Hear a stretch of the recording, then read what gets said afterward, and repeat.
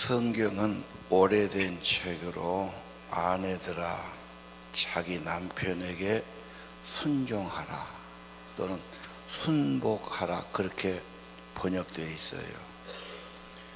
신하가 왕에게 하듯이 절대적인 순종을 말하죠.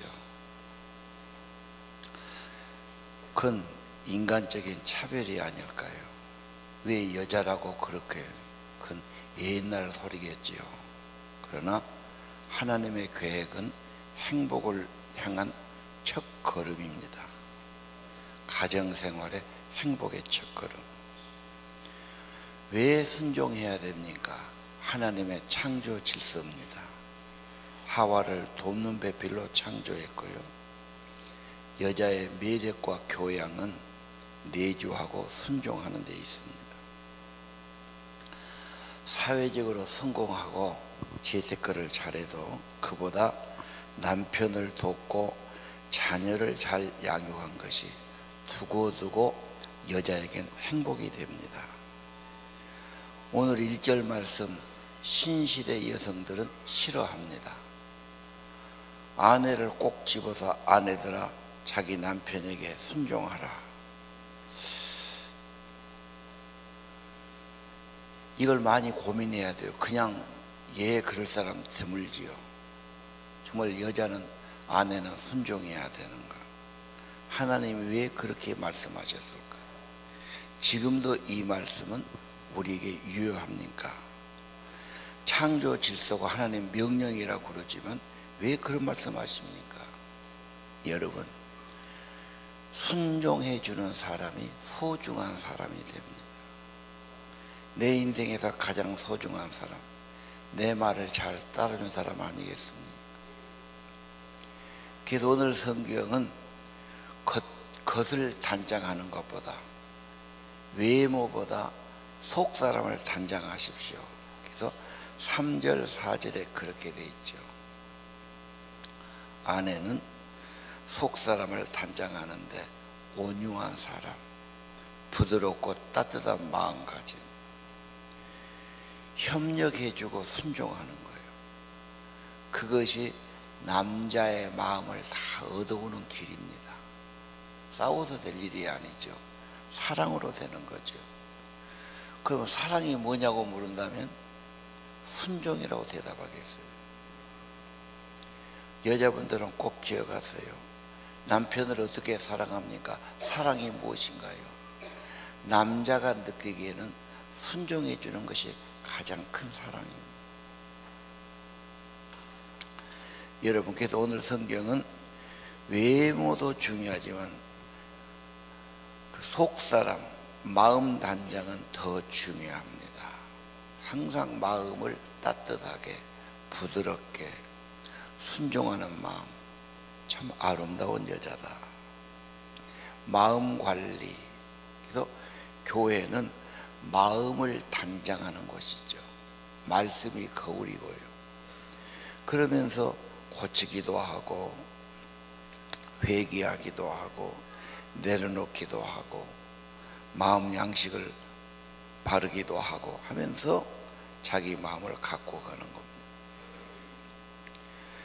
자, 오늘 왜 가정과 여자를 먼저 말합니까? 순서가 그런 것 같아요. 여자분이 일단 순종하고 협력하고 내조하면은 남자의 마음은 너그러워지고 기꺼이 협력하고. 성경 그 진짜입니까? 그 진리입니까? 꼭 그렇게 해봐야 됩니까? 그렇습니다. 해보면 경험이 나옵니다. 자, 말라기 2장 15절의 유명한 말씀이 있는데요. 하나님의 성령이 충만할지라도 하나를 지었어요. 왜 하나씩 둘씩 짝을 지었느냐? 경건한 자녀가 목적이에요.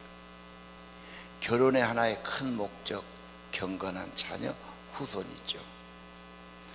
그러니까 부부간에 서로 갈등이 있으면 애들이 경건한 자녀가 되지 못하고 속이 상하고 낙심되고 갈등과 방황합니다. 가족과 자녀를 위해서도 하나님의 원리, 남편에게 순종하십시오. 그 다음 고린도전서 7장 4절 5절을 보면은 사탄의 시험 때문에 가정이 무너진단 말이 있어요. 이 말은 성생활에 있어서도 서로 원만한 협력과 순종이 있어야 된다. 저런 말씀을 본 2000년 전에 했을까? 저게 정말 성경에 올라갈 만한 말일까? 많은 연구하는 학자들은 옳다고 그래요. 가정이 불화가 있을 때 성격 차이라고 그래요. 격자는 격식을 붙이기 위한 말이고 핵심은 성적인 차이입니다. 몸과 마음이 하나 되지 못하기 때문에 서로 갈등이 오고, 그래서 서로 원만하게 협력하고 배려하고 양보하고 순종해 주는 것이 미덕이 되는 거죠. 저는 짧은 시간에 여자분들에게 이렇게 하셔도 너무 그렇게 하고 본인들이 많이 고민해 봐야 돼요. 그 성경을 베드로전서 3장 1절 이하 7절까지 여러 번 읽어요. 저는 수백 번 읽어봤어요. 이게 진짜 이래야 되는 거, 이게 하나님 말씀입니다. 이래야 가정이 행복합니까? 가정이 너무 중요한 거예요. 그래서 여러분이 금방 그렇게 아멘이 안 됩니다. 정말 그래야 됩니까? 우리 남편 마음에 안 들고 나보다 못한 것 같고, 모든 것이 막 이렇게 해가지고 존경이 안 되는데 어떻게 순종하란 말이에요? 남편이 잘하지도 못해 순종하란 말입니까? 그럼 안 하면 남자는 점점 이상하게 됩니다. 남자를 세우는 길은 순종하고 사랑함으로 세워지는 거죠. 그리고 그런 남자하고 함께 사는 여자도 비참해지는 거예요.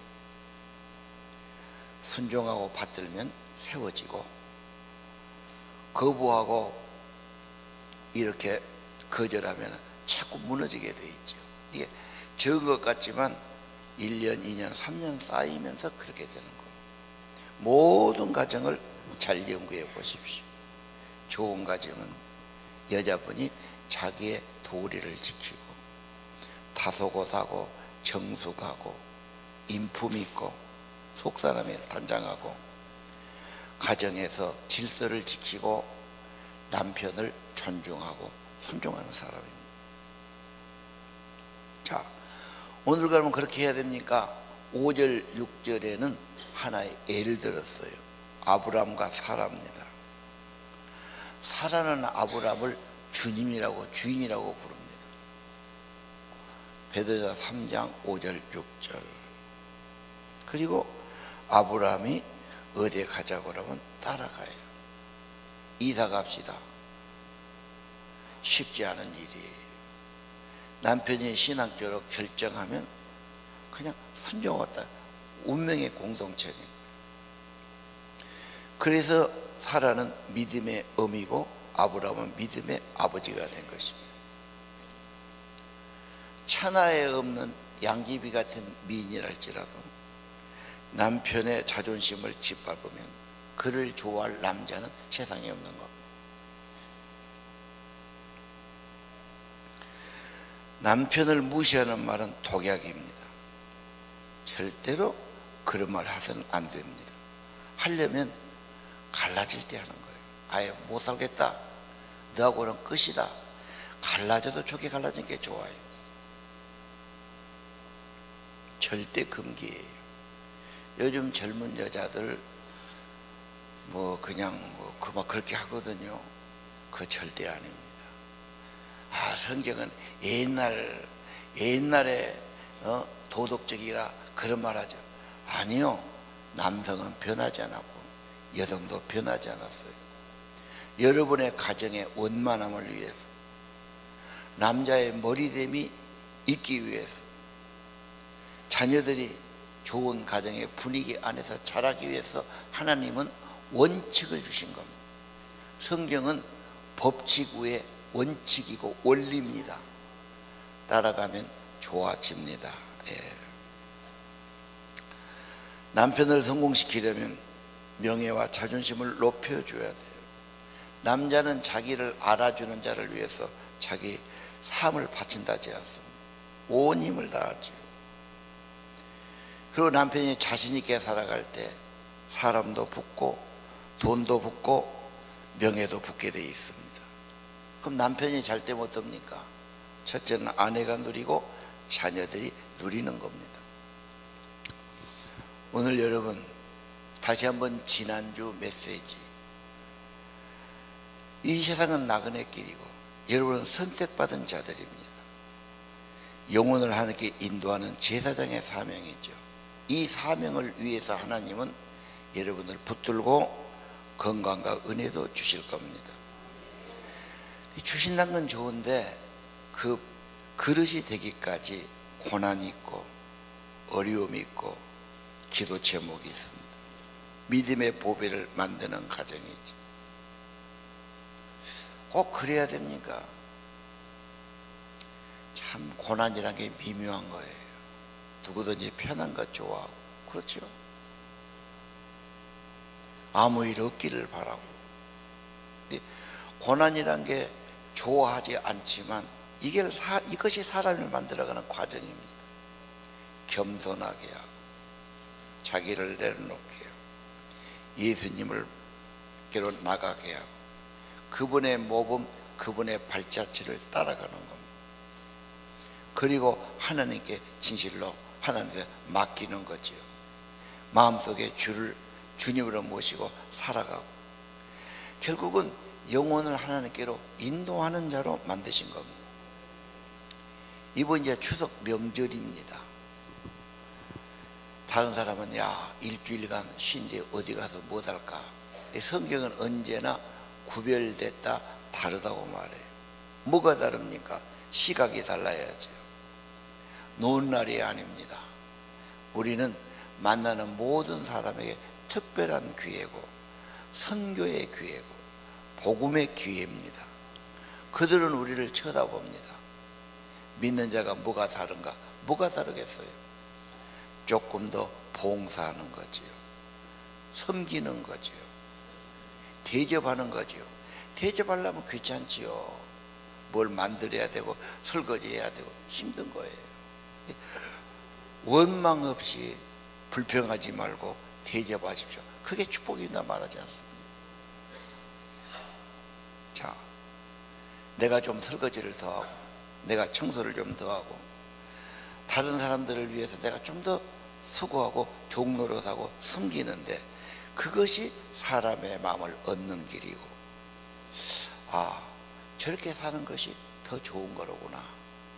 주님에 대해서 의문을 갖게 하고 질문을 갖게 하고 주님에 대해서 마음을 여는 계기가 되는 것입니다.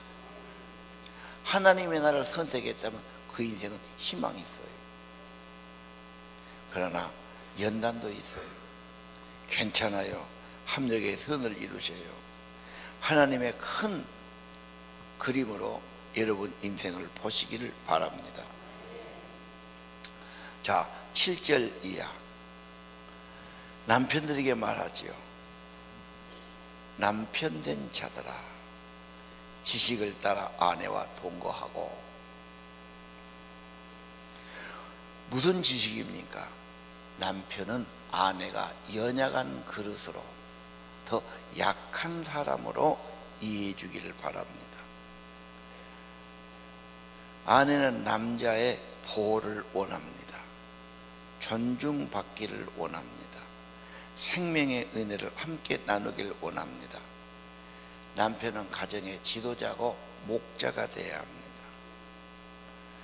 자, 자녀나 가족이 그렇게 원하는데 내가 밥보다 피곤하다 하고 들어누워서 텔레비나 보고 나 혼자 어디 간다.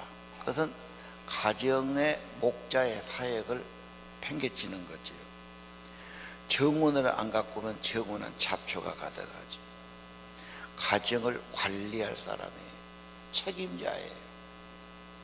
언제나 앞서야 되고 조금 헌신해야 됩니다. 오늘 제목을 가정사역이라고 잡았어요.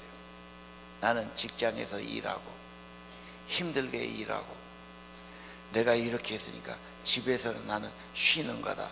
틀린 말은 아닙니다. 그러나 가장은 가정의 분위기를 책임져야 됩니다. 신용이라도 해야 됩니다. 말로라도 해야 됩니다. 뭔가 가정을 관리해 줘야 돼요.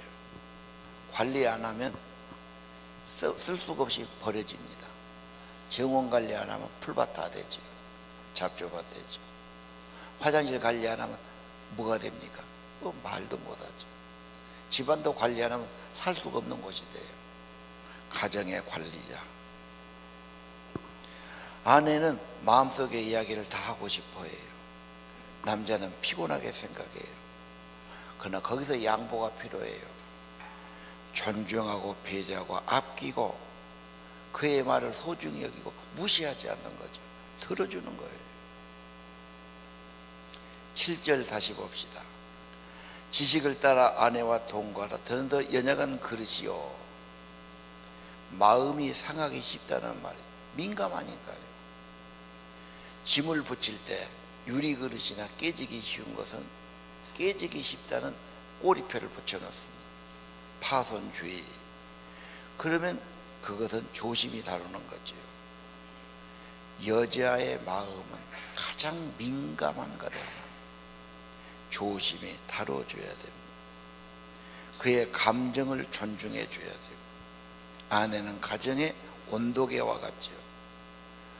마음이 상해 있다. 그러면 온도 조절 장치를 작동해 줘야 되지 않습니까? 왜 그래야 됩니까? 가정도 중요하지만 이 자녀들 얼마나 민감합니까? 이 대학생들 얼굴 한번 보세요. 뭘 느낍니까? 엄청 애가 민감한 얼굴이에요. 여학생이나 남학생이나 새침대기고 민감하고, 조그만 해도 애들은 마음이 확 틀어지고 낙심하고 뭐 이렇게 돼 있어요. 굉장히 그 예민한 얼굴들 아닙니까? 가정 분위기가 부부간에 말도 안 하고 뭐가 속상하고, 그럼 애들은 금방 숨이 탁 막히는 거예요. 있기도 싫고 마음이 뜨고, 거기서 공부할 마음 있는 애가 없지요. 그래서 좀 잘하는 집은 굉장히 남자가 뭐 직분도 있고 돈도 있고 굉장하지만 가정에 와서는 잘해요. 그게 굉장히 상류층의 사람들이에요. 집에 가서 함부로 부인하고 뭐 애들에게 함부로 하고 그러면 깨지고 안 되는 겁니다. 굉장히 매너 있게 대하고 존중하고 배려하고 가정의 사역이지요. 어디 보면 여러분 직장에서 돈 버는 거나 뭐 다른 일 하는데 그건 좀 덜해도 좋으니까 오래오래 함께 갈 사람이 가족이에요. 가족에게 정성을 드리고, 이것이 남자가 가장으로 해야 할 일이에요. 이걸 팽개치면 안 돼요. 다른 아빠가 있습니까? 다른 남편이 있습니까? 이건 교체도 못해요. 어쨌든 이 남자가 해야 돼요. 제가 가만히 보면은 여자 얼굴을 척 보잖아. 남자가 잘해준다 안 해준다가 나옵니까 안 나옵니까? 거의 나옵니다. 남자가 안 좋게 하면 여자는 마음에 쌓이는 거예요. 뭔가 화장을 했지만 박지를 못하죠. 수심이 있든지 원망이 있든지 섭섭함이 있든지. 그렇죠? 그것이 친정 아버지 때문에 그러겠어요? 누구 때문에 그러겠어요? 이웃 아저씨 때문에 그러겠어요? 친구 때문에 그러겠어요? 같이 사는 남자가 따뜻한 마음으로 대해주느냐, 존중해 주느냐, 이 배려거든요. 이 고기 먹어서 될 일이 아니에요. 밥 먹어서 어떻게 대해주느냐. 남자가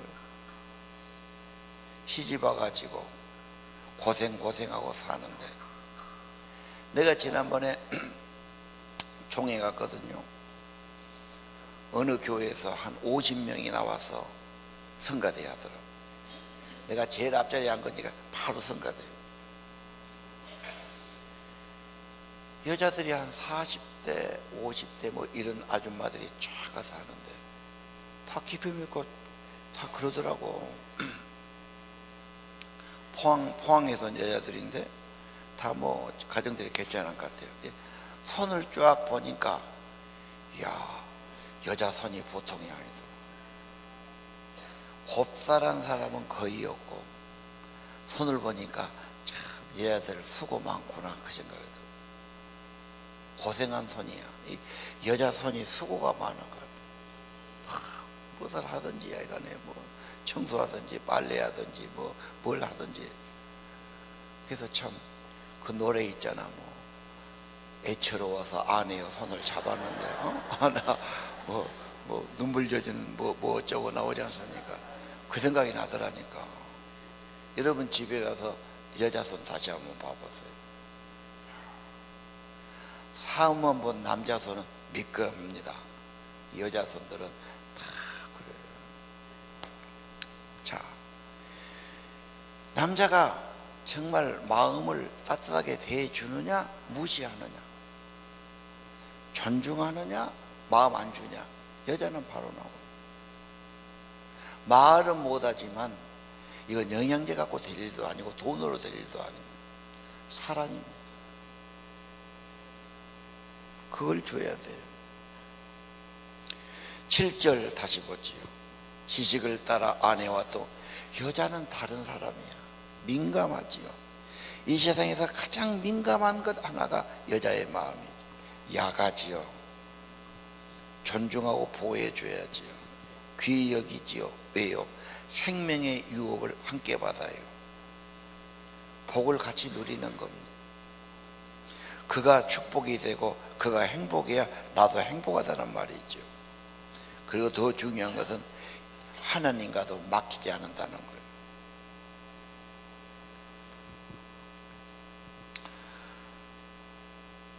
어디 두 부부가 가기로 했는데 여자가 오랜만이라 기대를 갖고 화장을 합니다.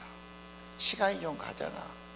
열심히 화장하는데 남자가 빨리 가자면서 발라봐야 소용없어 그랬어요. 자,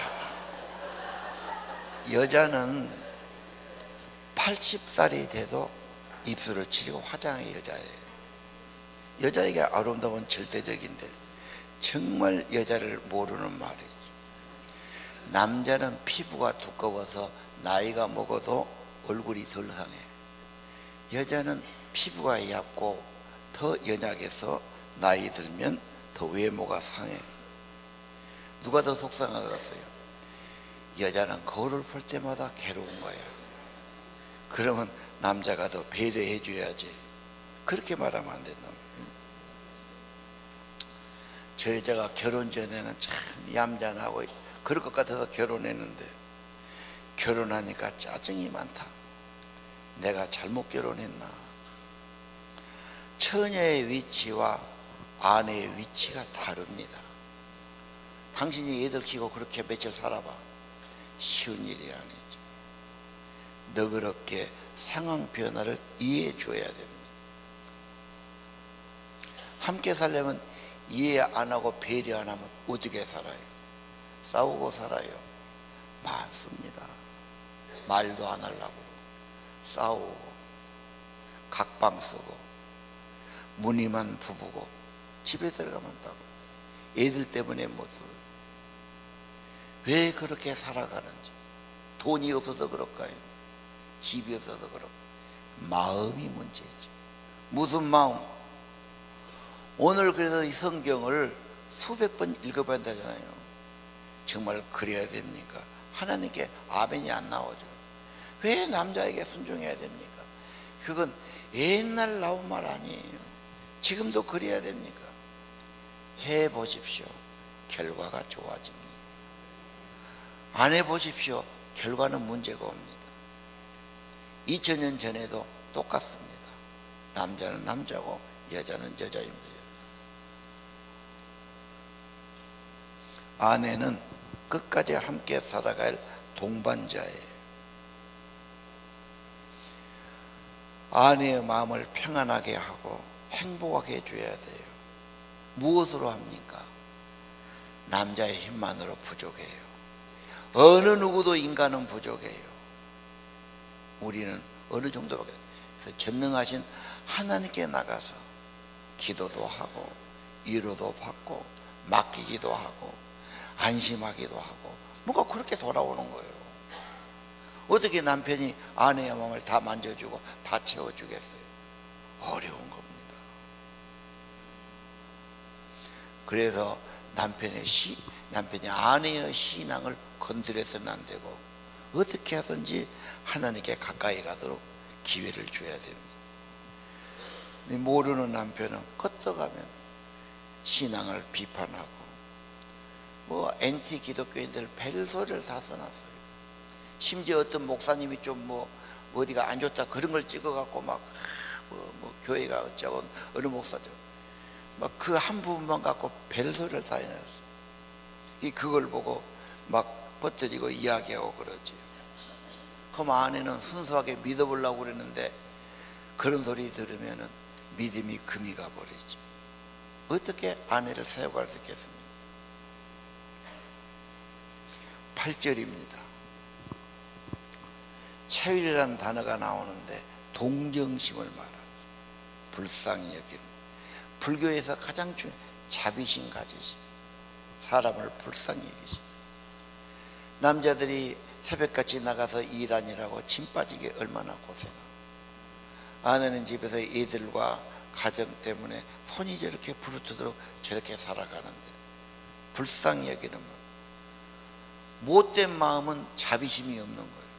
지금 사람들 똑똑하고 한데 냉정해. 비판만 해. 그러면 차가워서 못 살아요.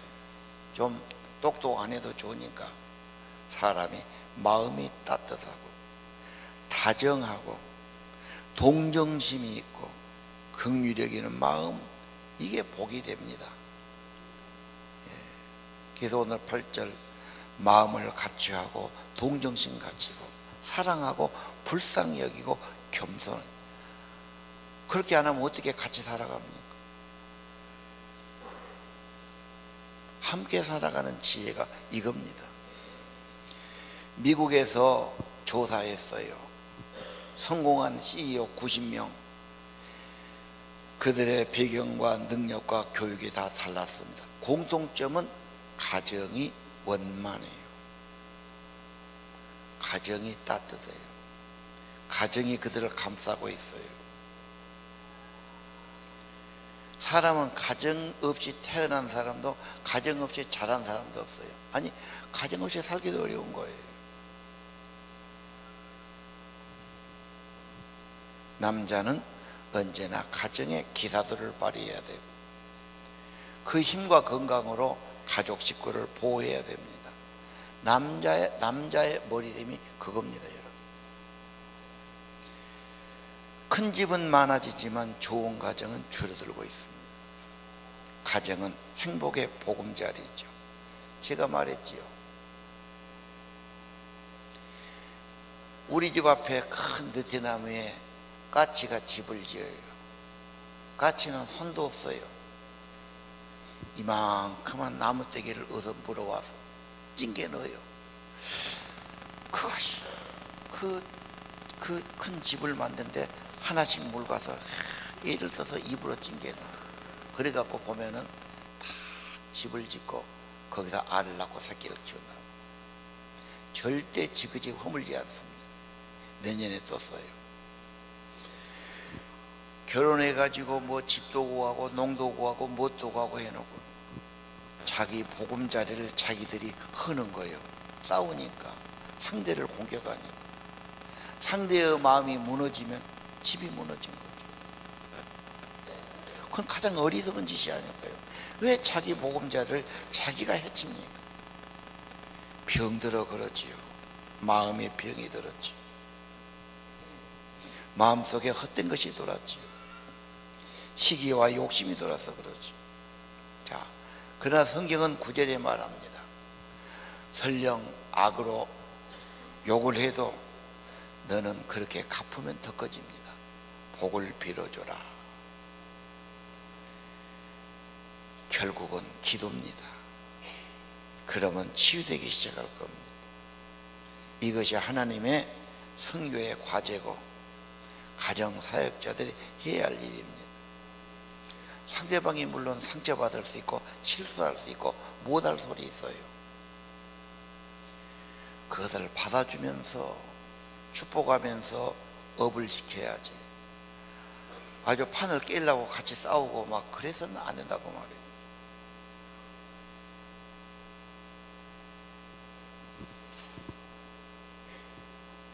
내 아내는 나와 함께 동고동락할 사람, 자녀를 낳았고 끝까지 같이 갈 사람, 남편은 나를 위해서 마음과 정성과 자기 급여를 다 주는 사람, 고마운 사람이죠. 우리 교인 중에 남편이 미웠고 싫어서 계속 그런 감정. 요즘에는 남자가 죽었으면 좋겠다는 말까지 나와요. 얼마나 속이 상했으면 그러겠습니까? 멀쩡한 사람들이 왜 그렇게 사는지. 죽으면 혼자 애들 데리고 어떻게 살려고. 왜 그렇게 가정에서 서로 함부로 대하고 기도도 없고 세상적인 거 미워하고 쓸데없는 말을 해서 그런 지경까지 가냐요. 10절을 보겠습니다. 같이 한번 읽으시죠. 시작. 그러므로 생명을 사랑하고 좋은 날 보기를 원하는 자는 혀를 금하여 악한 말을 그치고 그 입술로 거짓을 말하지 말고 악에서 떠나 선을 행하고 화평을 구하며 그것을 따르라. 아멘. 생명을 사랑하고 좋은 날을 보기 원하면 말을 좋게 해야 됩니다. 선을 행해야 됩니다. 화평을 구해야 되겠죠. 이번 명절에 여러분 어디 가든지 예수 믿는 이름표를 갖고 갑니다. 야, 집사라며 예수 믿는다며 교회에 다닌다며 뭔가 색다른 것처럼 볼 겁니다. 여러분 다른 건 아니어도 가족끼리는 화목하고 용서하고 좋은 말 해주고 고맙다고 그러고, 여자들은 남편이 고맙단 말 한 번도 못 했는데 어쩌다 뭐 해주니까 고맙다니까 울었다는 여자도 있더라고. 가정에 좋은 말, 행복의 열쇠가 되는 겁니다. 자, 결론입니다. 나는 살기도 힘들고 직장일도 힘든데 가정까지 하라면 나는 어떻게 하겠습니까? 물론 어려워요. 누구도 자신 없습니다.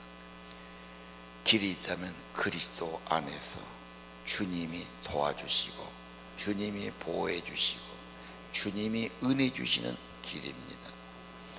가정 쉽지 않습니다. 서로 위해서 꼭 기도해야 합니다. 그래서 딸이 우리 아버지 같은 남자하고 결혼할 거야. 그러면 행복한 가정이에요. 아들이 우리 어머니 같은 여자 만나서 결혼하면 좋겠어. 그게 행복한 가정을 확인하는 표입니다. 복된 가정 이루는, 가정을 소중히 여기는 가정사역자가 되시기를 바랍니다.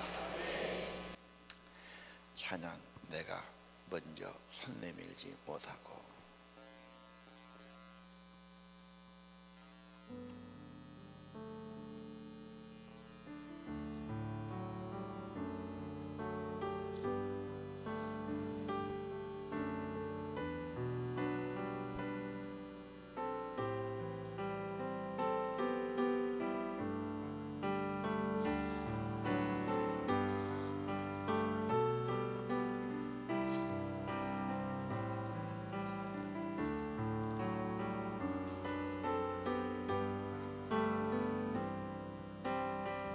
내가 먼저 손 내밀지 못하고 내가 먼저 용서하지 못하고 내가 먼저 웃음 주지 못하고 이렇게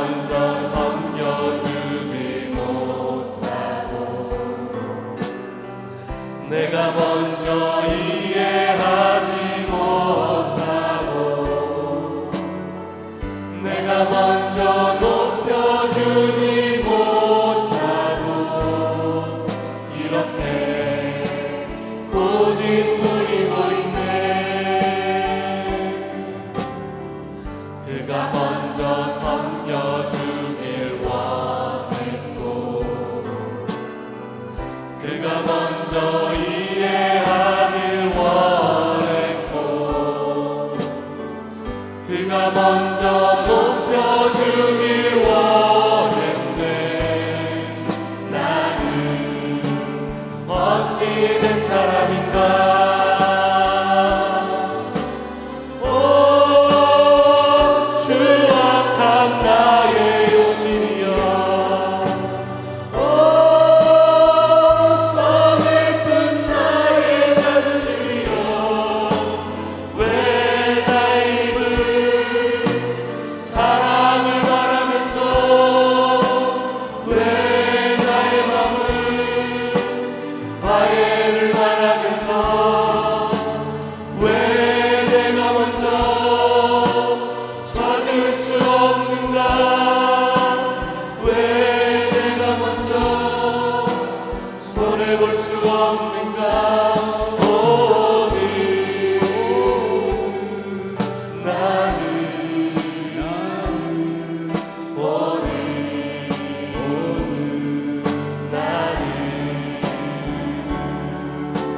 주님 앞에서 몸들 바모르고 이렇게 느끼며 서 있네.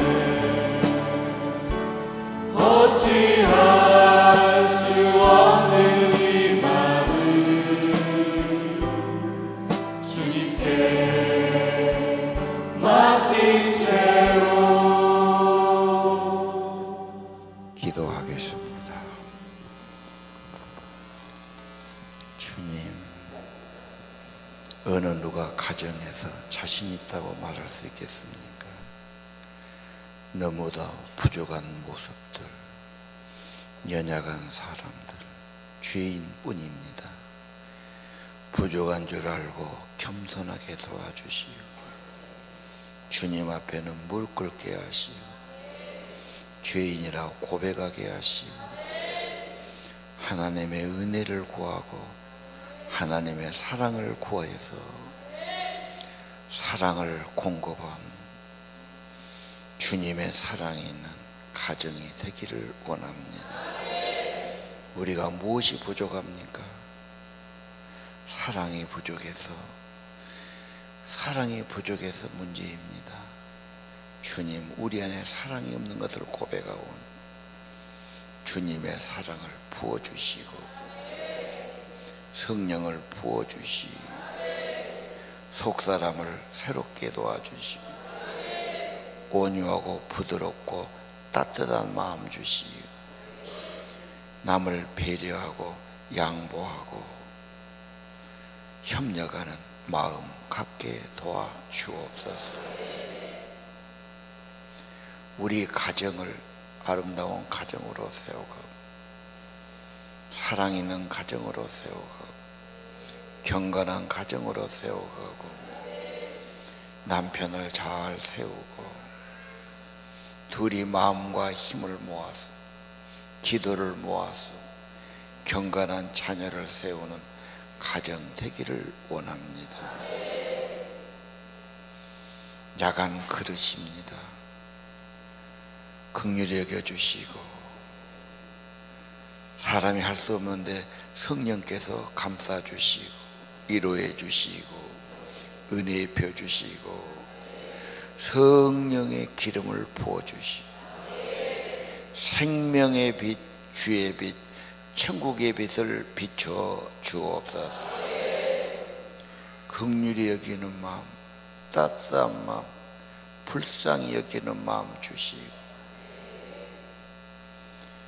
우리 집에서 고생한다는 그런 마음 갖게 도와주시고 수고 많이 한 감사하다는 마음 갖게 도와주시고 내가 잘해주지 못해서 미안하다는 마음 갖게 도와주시고 서로 마음이 새로워지게 하시고